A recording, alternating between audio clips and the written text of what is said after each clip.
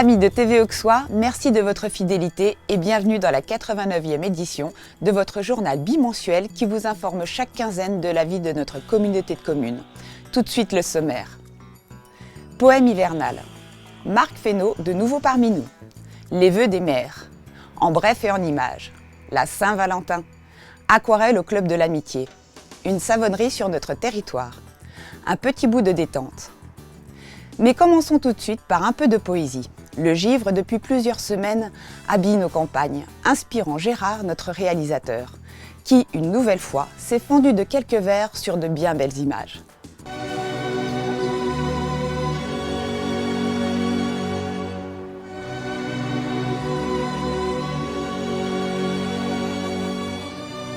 La planète se réchauffe, c'est une chose entendue. Pourquoi notre Bourgogne n'a pas été prévenue? Serions-nous seuls au monde à nous recroqueviller alors qu'on nous prédit que l'on va transpirer?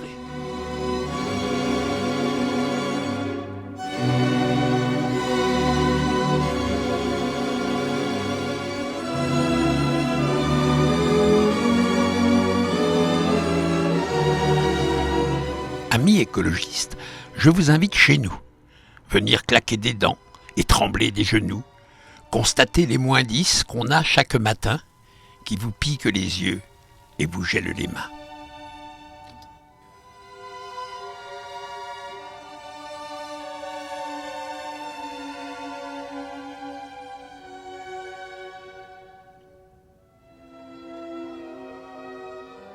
Voici maintenant des jours, voire même des semaines, que le givre maquille nos forêts et nos plaines. Ça pour sûr, c'est très beau, même par ce froid polaire. On pourrait oublier jusqu'à ces courants d'air.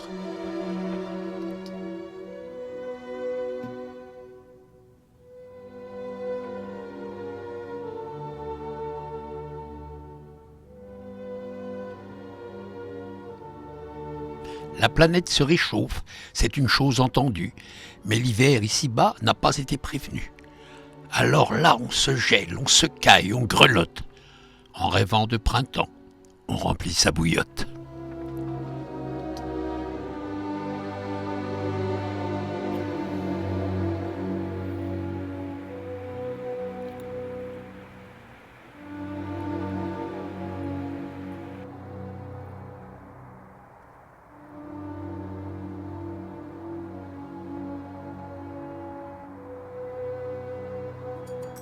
J'espère que ce début en images et en vers aidera à supporter les méfaits de l'hiver.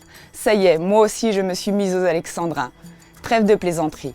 Revenons à l'actualité avec la venue, pour la seconde fois en peu de temps, de Marc Fesneau, ministre des Relations avec le Parlement.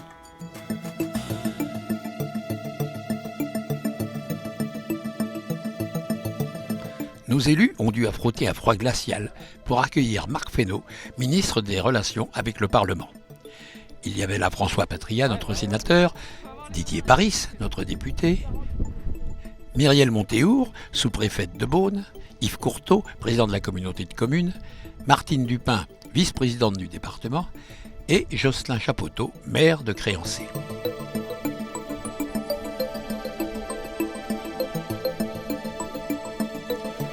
Le ministre était là pour visiter la société de notoriété mondiale Laptophile, fraîchement installée à Créancé et qui traite de la nutrition animale. Société que TV Auxois aura l'occasion de vous présenter plus en détail dans un prochain journal. La visite s'effectua sous la conduite de Samy Julien, son directeur, qui donna moultes explications sur son fonctionnement et ses perspectives. La vue du ministre, ça va vous apporter quoi? C'est une très belle reconnaissance du travail qui a été fait jusqu'à maintenant, puisqu'on part de tout petit, ça grandit. Aujourd'hui, au niveau national et international, il y a une expertise qui commence à être vraiment très reconnue. Et donc, c'est une étape complémentaire dans la reconnaissance des travaux qui sont portés ici. Et ça nous amènera également une bonne visibilité, je l'espère, pour que France Relance continue à accompagner la croissance de l'équipe. Et ça ne va pas vous donner de financement? Alors c'est possible que ça aide effectivement sur certains financements publics, mais également que ça fasse connaître d'un point de vue communication auprès des acteurs privés avec lesquels on travaille. Bon, ça s'est bien passé. Ça s'est très bien passé. J'ai senti un ministre qui était très à l'écoute, intéressé par la thématique, et toute une équipe autour également qui avait l'air passionné. Connaisseur de biologie. Visiblement connaisseur de biologie, effectivement, et j'avais vu dans son cursus effectivement qu'il venait de ce domaine-là. Donc on a des origines communes.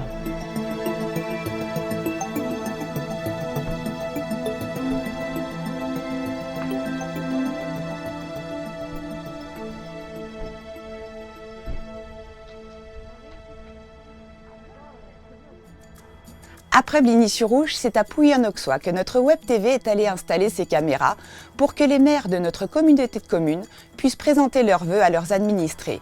Heureuse initiative, saluée par tous les participants. De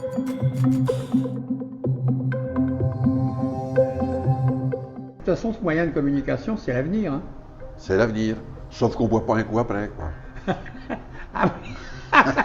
Non, faut vous dire, c'est l'avenir, sauf qu'on ne partage pas le moment de convivialité qu'on avait l'habitude de partager, qui nous permettait de nous retrouver, de parler entre nous, de rencontrer des gens que je ne rencontre pas forcément beaucoup au cours de l'année.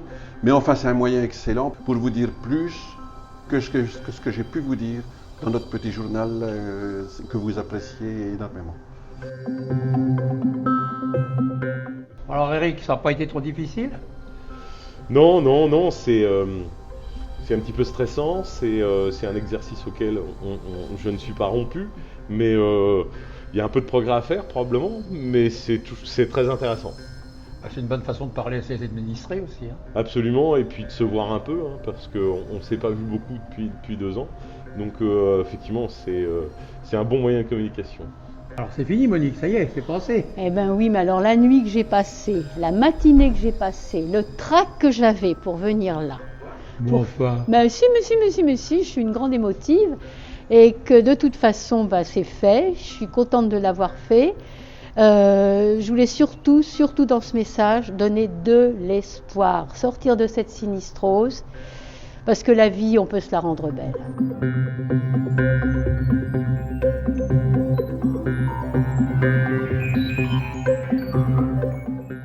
11 des 47 maires de notre communauté de communes ont profité des caméras de TV au soir pour présenter leurs vœux à leurs administrés. Espérons que l'année prochaine, ils auront donné ce virus à tous les autres.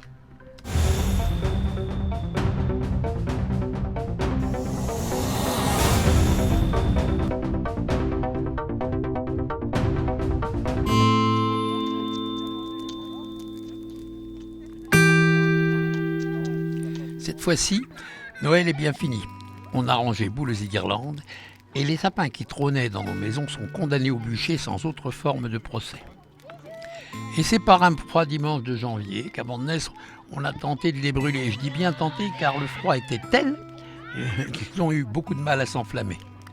Le délicieux vin chaud des Canalous nous a aidés à patienter et oublier les -5 de cette fin de soirée.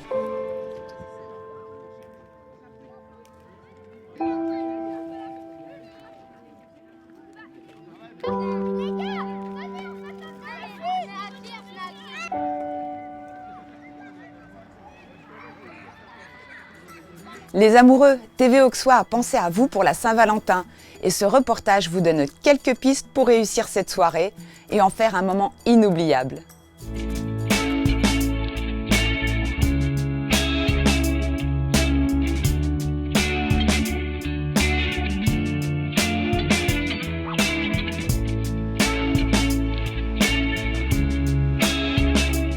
Je suis heureuse d'annoncer la réouverture de l'Abbaye de la Bussière le vendredi 11 février au soir. Et n'oubliez pas, les amoureux, que nous serons exceptionnellement ouverts le lundi 14 février pour la Saint-Valentin.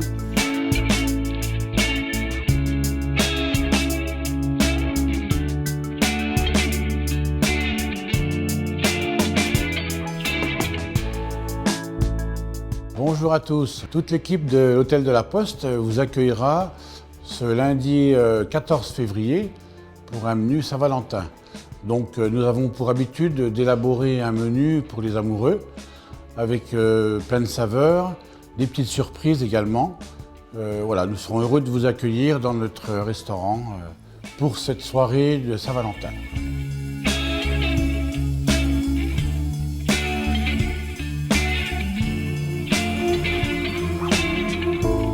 Bonjour tout le monde, le Val-d'Ouche ouvre le 7 février. Nous allons fêter la Saint-Valentin avec un petit peu d'avance, le samedi 12 au soir et le dimanche 13 à midi avec un menu amélioré. Le lundi 14 étant une journée travaillée, c'est une journée réservée pour les maîtresses. Allez, pensez à réserver.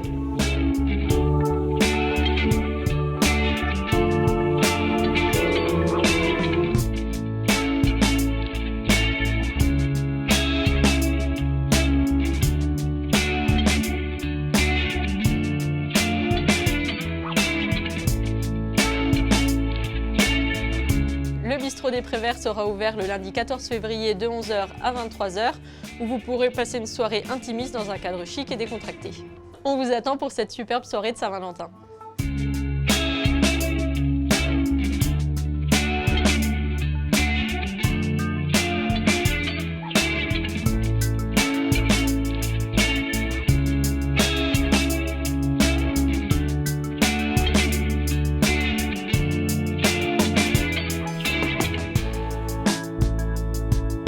Bienvenue à l'hôtel Golf Château de Chailly. Après un mois de fermeture, l'hôtel réouvre ses portes à partir du 2 février pour le week-end de la Saint-Valentin, ce qui permettra aux amoureux de passer un merveilleux séjour chez nous. Nous vous proposons un dîner aux chandelles. Notre sommelier a fait une sélection de vins en accord avec nos mets. Les amoureux, on vous attend très nombreux au Château de Chailly. À bientôt!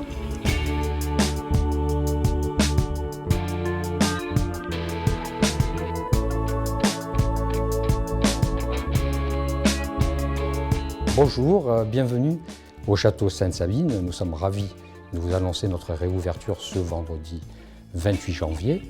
Et en même temps, nous profitons de l'occasion pour vous annoncer notre soirée de la Saint-Valentin qui aura lieu le lundi 14 février, bien sûr, et où notre chef Benjamin Linard se fait une joie de vous concocter un beau menu de la Saint-Valentin.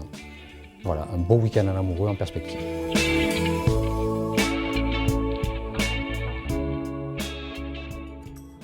Après toutes ces promesses, les amoureux, il ne vous reste plus qu'à choisir. Et c'est bien ça le plus difficile. Mais changeons de sujet. Nous sommes allés rendre visite à quelques passionnés d'aquarelle qui assouvissent leur passion au sein du club de l'amitié de Bligny-sur-Ouche.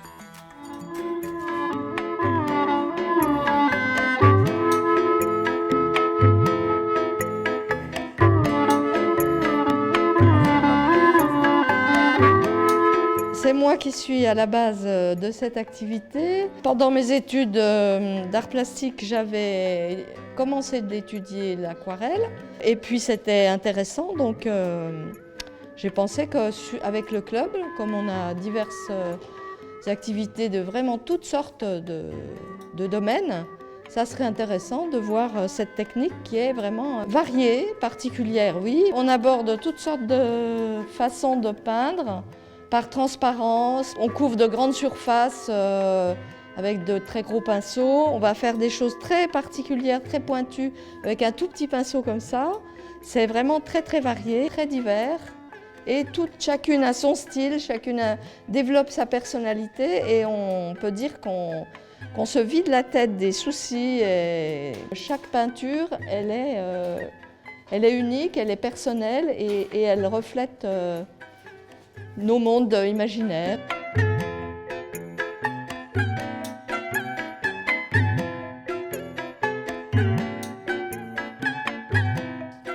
Moi, je me suis dit, oh là là, c'est chouette, on va voir du monde.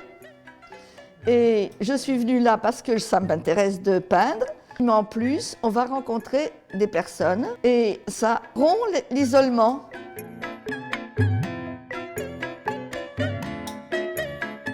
On arrive à l'aquarelle quand on a touché un petit peu à l'acrylique et puis il y a une dame du village qui venait à l'aquarelle et qui m'a dit « mais je comprends pas que tu viennes pas ». Alors je suis venue essayer, puis ça me plaît bien, en plus l'ambiance est sympathique et puis c'est tout à fait autre chose, on se rend compte que chacun fait selon ses yeux, chacun ses couleurs, chacun sa façon de faire.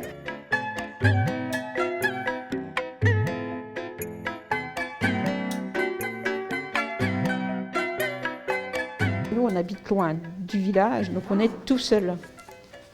Notre premier voisin, il est à 2 km. Donc ça me permet de voir du monde, de voir de discuter, d'échanger.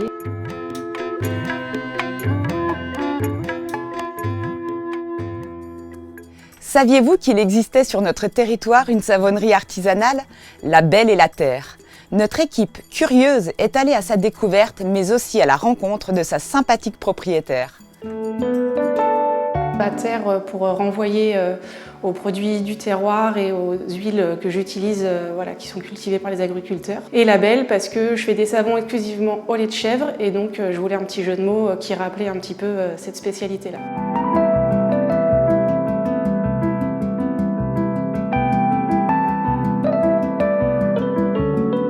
J'en suis arrivée à la savonnerie, c'est une reconversion. J'ai travaillé 10 ans en tant qu'auxiliaire de puériculture, aussi bien en crèche qu'en milieu hospitalier. Je suis arrivée en Côte d'Or, nouvelle région, nouvelles envies. Et j'avais envie de partir dans le domaine de l'artisanat. La savonnerie, ça regroupe un petit peu plein de passions que je peux avoir pour la nature, pour les matières premières un petit peu nobles, pour l'agriculture, pour la culture des plantes. Et pour les chèvres, et donc après un petit brainstorming, c'est la savonnerie avec la spécialité des savons au lait de chèvre qui est ressortie en premier.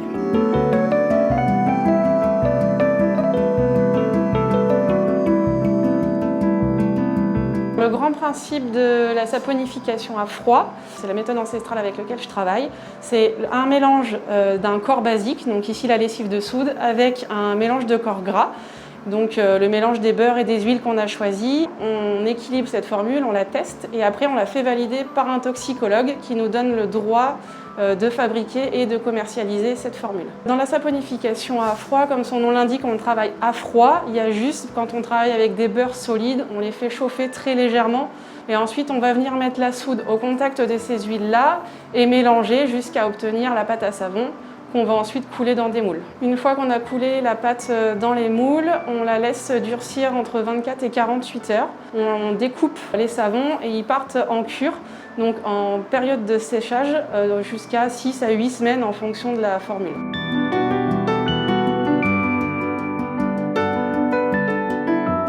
Actuellement, j'ai une gamme de 4 savons qui sont tous enrichis au lait de chèvre, sans parfum, sans huile essentielle, donc ils peuvent vraiment convenir à tout le monde. Et j'ai également un baume solide au beurre de cacao, sans parfum également, qui convient à toutes les peaux. Une partie des fournisseurs des huiles végétales et locales en Côte d'Or, ainsi que le lait de chèvre qui est à une trentaine de kilomètres de la maison. Également des accessoires de couture qui sont faits par une couturière qui est à 5 km de l'atelier. Alors actuellement, on peut trouver les produits en vente directe à l'atelier, donc sur la commune de Meilly-sur-Rouvre. On peut aussi me contacter par le biais des réseaux sociaux, je peux prendre des commandes ou répondre à des demandes. Et il y a un site internet qui est en construction qui arrivera très bientôt. On peut également trouver les produits actuellement à la boutique de Terre Nature et je suis aussi en discussion avec d'autres gérants de petites boutiques ou d'épiceries pour pouvoir exposer mes savons chez eux.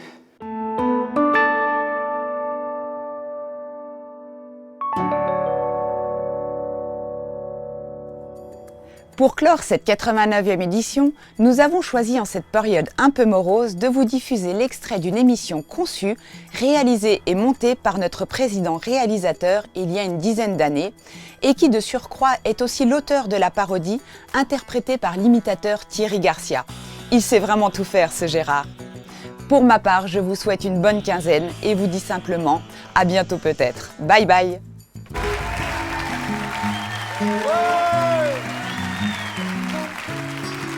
Quel bonheur! Au bar du paradis, au bistrot du bon Dieu, les clients au comptoir coulent des jours heureux. Oh putain les gars, on est pas mal ici, hein. On vit une mort formidable, hein. Et si on avait su, on serait venu à vague, oh putain. Et si dans mon moulin la roue s'est arrêtée, je sais que mes refrains continuent de tourner. Quel bonheur, j'attends remis, et je vous confirme que Dieu est un fumeur de Havane. Quand toutes les poupées, quand ben j'ai culbuté, viendront se reposer pour leur éternité. Vieille canaille de Satan, tu seras bien emmerdé, parce que mon paradis affichera complet. Mais si toutes ces pintades en dimanche viennent au paradis alors, mais moi je vais faire tapisserie, Renato. Renato, je vais me suicider. Oh ben non, je suis folle, je suis déjà morte. Ah ben oui, alors je sais pas. Et maintenant je chante, entouré par les anges. J'ai plus besoin de savoir qui a volé l'orange. Oui, mais alors là, le mec, fais gaffe, hein. Oh, parce que si Saint-Pierre t'a piqué ta cravate à pois, c'est plus ta cravate à toi. Il est con, le mec. J'ai su qu'Emmanuel aux cieux était monté. Hélas, c'était pas celle du fauteuil à nausier. Petit cochon, tu attendais Sylvia Christelle et c'était ma sœur Emmanuelle. Papa, je l'ai été de trop courtes années, mais ici les amis trinquent avec le papé. Ah, mon Dieu, papé, bois un coup. Quoi, qu'est-ce qu'il y a? Elle est pas bonne, ta bière? Si, eh ben alors, pourquoi de temps en temps tu en sors? Nourri d'alexandrin, mais rongé par les vers, mon squelette à moustache garde son air sévère. Là, monsieur Bonsuaire, vous vous rendez compte? Dieu voulait me donner le rôle de l'ange qui passe, mais pour les ailes, il n'avait pas ma taille. Il dit, c'est pas grave, y a pas mort d'homme. Il me dit, si, justement. Il dit, comment ça? Au paradis, y a pas de mort après la vie? Il me dit, non, c'est sur terre qu'il n'y a pas de vie après la mort. Je me retourne, ils étaient tous morts de rire. Faut dire qu'ici, on aime bien les mises en boîte. Au bar du paradis, au bistrot du bon Dieu, les clients au comptoir coulent des jours heureux. Je prends ma propre voix pour lancer ce message à tous ceux qui nous manquent et pour leur rendre hommage, pour les imiter tous de la plus belle façon. Je tire mon chapeau à Thierry le Luron. Quand un jour la faucheuse te prendra par la main, on te fera une place au bistrot des copains.